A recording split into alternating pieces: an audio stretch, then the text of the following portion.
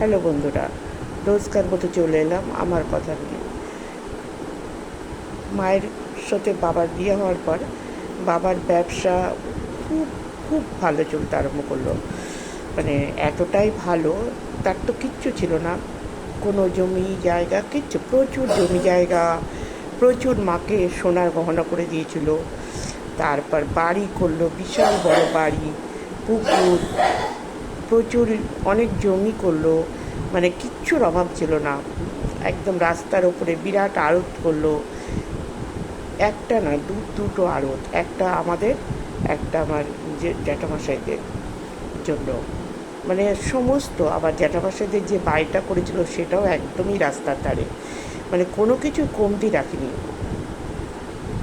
জানি না একটা জীবনে মানুষ একদম খালি হাতে এতটা করতে পারে কি না। তো আমার বাবা যা করেছিল তখনকার যুগে, আমার চোখে সেই প্রথম একজন সফল পুরুষ মানুষ, যে একটা জীবনে প্রচুর করেছিল। কিন্তু আস্তে আস্তে মানে বাবার ব্যবসা, যখন আমরা একটু বড় হয়েছি, মানে যখন মানে নাইনে পড়বো না, বাবার একটা, যখন 8-এ পড়ি, 7-8-এ পড়ি, তখন বড়াল বলে একজন ব্যবসায়ী, কি বড়াল আমার নাম মনে নেই, আমাদের ওখানে গ্রামে গেছিলো। গ্রামের আশপাশ থেকে প্রচুর পাট কিনেছিল, এবং প্রায় পাটগুলো সাধারণত মূলত, মানে সে হচ্ছে কারখানার দালাল, পাটের কারখানার দালাল সে। মানে সে এক পাটের কারখানা, তো প্রচুর পাট লাগে, তো সেই জন্য ওখান থেকে প্রচুর প্রচুর পাট কিনেছিল।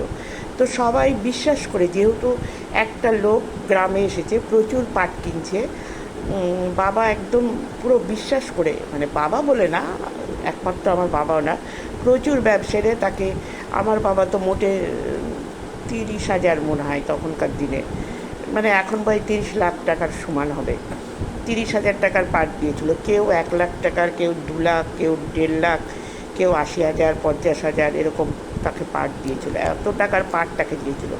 কিন্তু হঠাৎ করে পাট নিয়ে যাওয়ার পরে কারখানা বন্ধ হয়ে যায়, সে কারও টাকা ফেরত দেয়নি।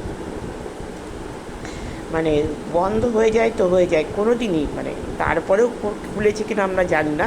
মোট কথা, সে হয়তো সেই অবস্থাতে, তখন তারপরে বছর 4-5 পরে সে মারা যায়, তখন অবধি কারখানা খোলেনি। তারপরে যখন কারখানা খুললো, তার ছেলেরা, আর সেই টাকা আমাদের কাউকে দেয়নি। আমাদের বাবারা তো প্রথম দিকে তো প্রচুর যাতায়াত করতো কলকাতাতে, তার বাড়িতে যেত, কিন্তু তারা দেয়নি। তারপরে তার ছেলেরাও আমাদের ফেরত দেয়নি।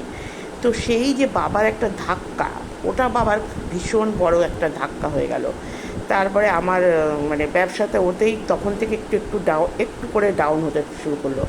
তারপরে আমার কাকা জ্যাঠারা যেমন তাদের ছেলেদের ব্যবসায় নামিয়েছিল, আমার বাবা একদমই ভাবতেন কি, আমি নিজে ভীষণ পড়াশোনা করতে ভালোবাসতেন। তো নিজে যেহেতু পড়াশোনা করতে পারেননি, তার মেয়েদের পড়াশোনা শেখানোর ইচ্ছা ছিল খালি বিয়ে দেওয়ার জন্য ভালো করে, আর ছেলেদের পড়াশোনা সত্যিকারের পড়াশোনা করে চাকরি পাবে এই আশাতে তাদের পড়াশোনা শেখাতো। ভীষণই ভালোবাসতেন পড়াশোনায়। আর আমি মনে করি আমার বাবা পড়াশোনাতেও খুব ভালো ছিলেন, কারণ বাবা ইতিহাস খুব বলতেন আগেকার কথা, পড়াশোনার কথা, তো বোঝা যেত বাবার প্রচুর জ্ঞান ছিল।